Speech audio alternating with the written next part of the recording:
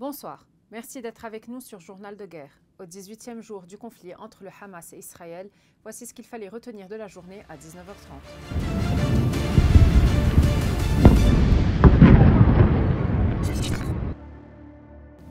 Nous commençons avec la situation à la frontière libano-israélienne.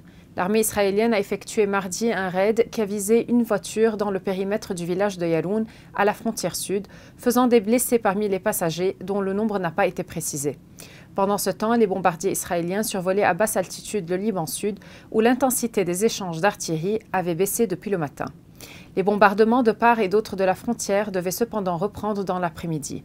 L'armée israélienne a bombardé les champs limitrophes des villages de Houla et de Meis el-Jabal ainsi que les hauteurs de Kfar Shouba où un combattant du Hezbollah a été tué.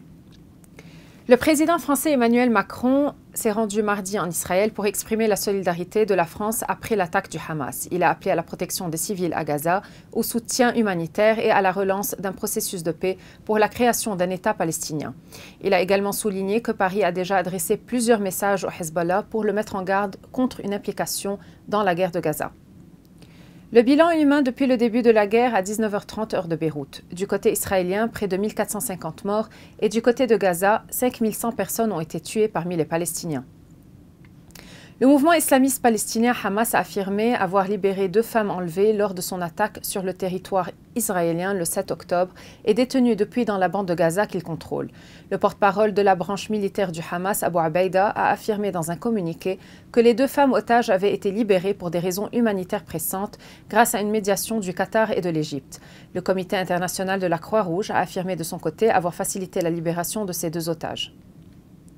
L'émir du Qatar, Sheikh Tamim Ben Hamad Al Thani, s'en est pris mardi aux pays qui soutiennent Israël dans la guerre entre ce pays et le Hamas, affirmant qu'Israël a reçu une autorisation pour tuer. Il a déploré par ailleurs que les coupures d'eau et l'interdiction d'accès aux médicaments et à la nourriture soient utilisées comme des armes contre une population entière, en référence à la situation des Palestiniens dans la bande de Gaza. Il a aussi appelé à une initiative sérieuse pour faire face à cette escalade dangereuse qui menace la sécurité de la région et du monde, en disant douter de voir la guerre apporter la sécurité et la stabilité aux Israéliens et aux Palestiniens.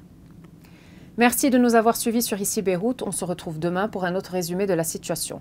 Vous pouvez suivre toute l'actualité concernant cette guerre sur notre site web www.icibeyrouth.com sous la rubrique Guerre Israël-Hamas ainsi que sur tous nos réseaux sociaux.